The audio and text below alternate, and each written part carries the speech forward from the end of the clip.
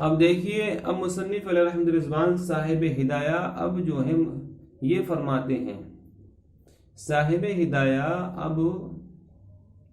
اب یہاں سے وضو کے فرائض کو بتاتے ہیں، وضو کے فرائض کو بتاتے ہیں۔ ففرض الطہارتی غسل الاعضاء الثلاثتی ومسح الراس بهذا النص، والغسل وهو الإسالة، والمسح وهو الإصابة، وحد الوجه من قصات الشعر إلى أسفل الذقن وإلى شحمة الأذنين، لأن المواجهة تقع بهذه الجملة وهو مشتق منها۔ یعنی صاحب ہدایہ اب یہاں سے وضو کے فرض بتاتے ہیں۔ پس وضو کا فرض تینوں اعضاء کا دھونا، تینوں اعضاء کا دھونا اور سر کا مسح کرنا، تینوں اعضاء کا دھونا اور سر کا مسح کرنا اس نص سے ثابت ہے۔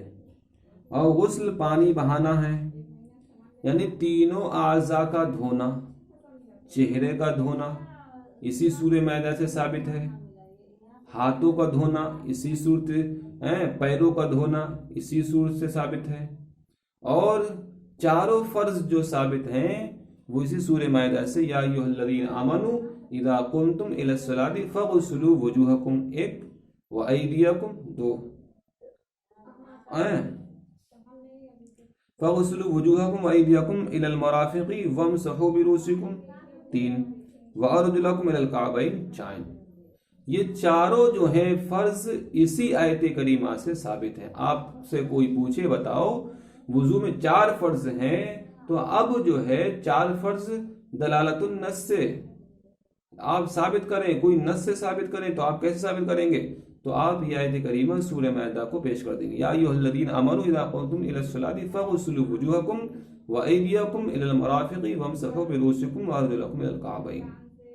ٹھیک ہے، اب دیکھیے، لیکن اب جو ہے کتنا چہرہ دھونا ہے، کتنے سر کا مسح کرنا ہے، کہنیاں یا دھونے میں شامل ہیں یا شامل نہیں ہیں، تو اب اس کے بارے میں اختلاف چلتا رہے گا، لیکن یہ سب کے نزدیک جو وضو میں فرض ہیں وہ 4 ہی ہیں، 3 نہیں ہیں۔ تو وضو میں کتنے فرض ہیں؟ 4 فرض ہیں، اتنی بات آپ سمجھ لیجئے۔ لیکن آپ یہ بات سمجھیں کہ وضو میں 4 فرض ہیں، تو فرض کس کو کہتے ہیں؟ پہلے بات آپ یہ دیکھیے، فرض تو کئی معنی میں آتا ہے۔ فرض میں آپ کو بتاؤں کئی معنی میں آتا ہے، قطع کے معنی میں آتا ہے، تقدیر کے معنی میں آتا ہے، تفضیل کے معنی میں آتا ہے، بیان کے معنی میں آتا ہے، حد کے معنی میں آتا ہے، عطیہ کے معنی میں آتا ہے، بڑھاپے کے معنی میں آتا ہے، اور عظمت کے معنی میں آتا ہے۔ لیکن یہاں پر جو ہے جو مراد ہے تو وہ یہاں پر فرض کے معنی میں یہاں پر بیان ہے۔ اب دیکھیے میرے عزیز طلبہ اکرام، آپ یہ بات جانیں کہ وضو میں کتنے فرائض ہیں، صحیح طریقے سے قرآن پاک سے آپ نکالیں، لیکن اس سے پہلے آپ یہ بات جان لیجئے کہ دیکھیے ہم یہ کیسے ثابت کر پائیں گے کہ یہ چیز عبادات میں فرض ہے، یہ چیز عبادات میں واجب ہے، یہ چیز عبادات میں چاہے وہ وضو ہو، نماز ہو، کوئی سی بھی عبادات ہو، تو اب ہم کیسے جانیں گے کہ یہ عبادات میں یہ چیز واجب ہوئی ہے؟ تو واجب کس وجہ سے ہو گئی؟ یہ چیز ہمیں عبادات میں اگر فرض ہے تو فرض کس وجہ سے ہو گئی؟ یہ چیز اگر عبادات میں مستحب ہے تو مستحب کیسے ہو گئی؟ تو اب ہم آپ کو یہ بتائیں گے، لیکن آپ پہلے دلالت کی قسمیں دیکھیں۔ دلالت کی جو قسمیں ہیں وہ 4 قسمیں ہیں، دلالت کی 4 قسمیں ہیں۔ ایک ہوتا ہے قطع الثبوت، قطع الدلالت، قطع الثبوت، قطع الدلالت، جیسے آیات قرآنیہ۔ جو بات آیات قرآنیہ سے ثابت ہے وہ قطع الثبوت ہوتی ہے، قطع الدلالت ہوتی ہے، اور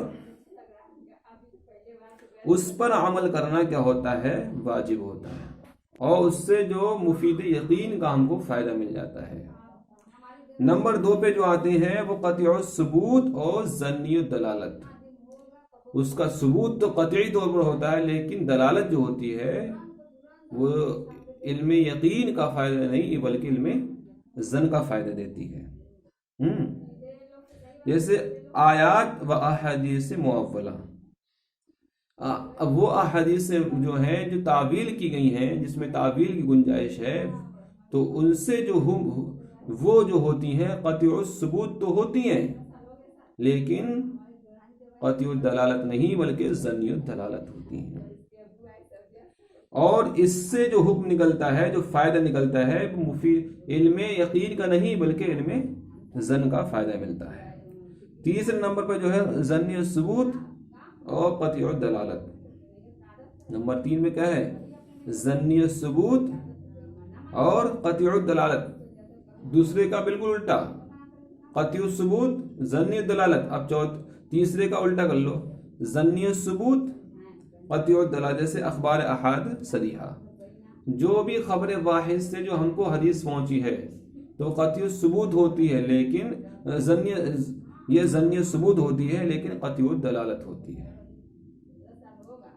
اور اس سے جو ہم کو فائدہ ملتا ہے وہ مفید وجوب کا فائدہ مل جاتا ہے، مفید وجوب کا فائدہ ملتا ہے۔ اور چوتھی آتی ہے ظنی الثبوت ظنی الدلالت، جیسے کہ اخبار احاد جن میں بہت سے معنی کا احتمال، اخبار احاد جو ہیں وہ بہت سے معنی کا احتمال ہوتا ہے، اور اس سے جو ہے حکم نکلتا ہے تو وہ سنت کا اور استحباب کا نکلتا ہے۔ اتنی بات آپ سمجھ لیجئے۔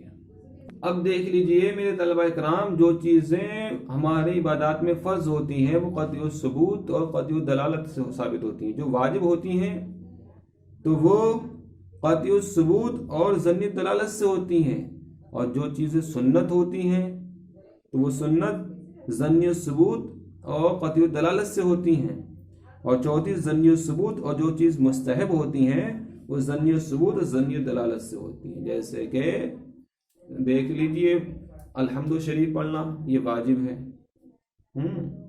کھڑا ہونا یہ فرض ہے، قطع الثبوت قطع الدلالت سے ہے۔ تو جو قطع الثبوت قطع الدلالت سے وہ فرض ہے، اور جو قطع الثبوت ظنی الدلالت سے وہ واجب ہے، اور جو ظنی الثبوت قطع الدلالت سے ہے وہ سنت ہے، اور ظنی الثبوت اور ظنی الدلالت سے ہے وہ۔ اب مثال کے طور پر کسی نے فرض چھوڑ دیا تو نماز ہو جائے گی؟ نماز نہیں ہو سکتی کسی بھی حال میں۔ اگر واجب کو جان بوجھ کے چھوڑا ہے تب بھی نماز نہیں ہوگی، اگر بھولے چھوڑا تو اس کا آپ کیا کر سکتے ہیں؟ سجدہ سہو کر سکتے ہیں۔ لیکن آپ نے سنت کو چھوڑ دیا تو سنت کو چھوڑنے سے نماز تو ہو جائے گی، لیکن کیسے ہوگی؟ مکروہ۔ اور آپ نے مستحب کو چھوڑ دیا تو اس سے آپ کے ثواب میں کمی آ جائے گی۔ یہ باتیں آپ پہلے سے۔ اب دیکھیے مصنف علیہ رحمۃ اللہ نے فرمایا کہ وضو میں 4 فرض ہیں۔ اب دیکھیے آپ جو ہیں، جو چہرے کو دھونا پہلا فرض ہے، تو دھونے کا معنی کیا آتا ہے؟ غسل کا معنی آتا ہے دھونا، لیکن غسل میں کئی لغتیں ہیں۔ غین کے ضمہ کے ساتھ ہو غسل ہو تو وہ پانی جس سے غسل کیا جائے، اور تمام بدن کے دھونے کا نام کیا ہے؟ غسل ہے۔ اور غسل جو کسرا کے ساتھ جو ہوتا ہے غسل، تو وہ چیز ہوتی ہے جس سے سر کو دھویا جاتا ہے، جیسے کہ وہ کھریا مٹی ہوتی ہے، ختمی۔ اب دیکھیے صاحب ہدایت نے فرمایا وضو میں 4 فرض ہیں، 3 اعضاء کا دھونا اور سر کا مسح کرنا، اور ان چاروں کی فرضیت کا ثبوت مذکور آیت سے ہے۔ نیز فرمایا کہ غسل کے معنی پانی بہانا ہے، اور اس سے امام مالک پر رد کرنا ہے مقصود ہے، کیونکہ ان کے نزدیک پانی بہانا کافی نہیں بلکہ دلک یعنی ملنا بھی شرط ہے۔ اگر امام مالک کے نزدیک اگر کسی شخص نے پانی کو بہا دیا اور ملا نہیں تو اس کا وضو نہیں ہوگا، بلکہ دھونے کے ساتھ ساتھ ملنا بھی ضروری ہے، کیونکہ ان کے نزدیک پانی بہانا کافی نہیں بلکہ دلک یعنی ملنا بھی شرط ہے، اور مسح کے معنی بغیر تقاطع ماء کے پانی پہنچانا ہے۔ مصنف ہدایت طولاً وعرضاً وجہ کی حد بندی کر دی ہے، اس طرح کی ہے کہ سر کے بالوں کو اگنی کی جگہ سے۔ اب دیکھیے صاحب ہدایہ نے جو چہرے کی حد بندی کی ہے وہ کس طریقے سے کی ہے کہ جہاں سے یہاں سے یعنی سر کے بال اگنے کی جگہ سے تھوڑی کے نیچے تک، ایک کان کی لو سے دوسرے کان کی لو تک، ٹھیک ہے۔ مصنف ہدایت دولن وارثن وجہ کی حد بندی کی ہے، اس طرح کی ہے کہ سر کے بال اگنے کی جگہ سے تھوڑی کے نیچے تک اور ایک کان کی لو سے دوسرے کان کی لو تک چہرے کا دھونا فرض ہے۔ دلیل یہ ہے کہ وجہ مشتق ہے مواجہت سے، اور مواجہت اس پورے حصے سے واقع ہوتی ہے، اس لیے پورے حصے کا دھونا فرض ہے۔ اب دیکھیے، اب یہاں پر اختلاف جو چلے گا، تو اب چہرہ کا دھونے میں تو کسی کا اختلاف نہیں ہے، صرف یہ ہے کہ دھونے کے امام مالک نے صرف اتنا کہہ دیا کہ جو انسان دھو رہا ہے تو وہ ملے گا نہیں، تو وہ اس کا وضو نہیں ہوگا، بلکہ ملنا بھی شرط ہے، ملنا بھی فرض ہے اور پانی کا بہانا بھی فرض ہے۔ لیکن اب رہے ہاتھوں کا مسئلہ، تو اب جو ہے جو ہاتھ ہیں، تو ہاتھوں کو کہاں تک دھویا جائے؟ کوہنیاں دھونے میں شامل ہیں یا شامل نہیں ہیں؟ کوہنیاں شامل ہیں یا شامل نہیں ہیں؟ تو دیکھیے، آپ اس بات کو جاننے سے پہلے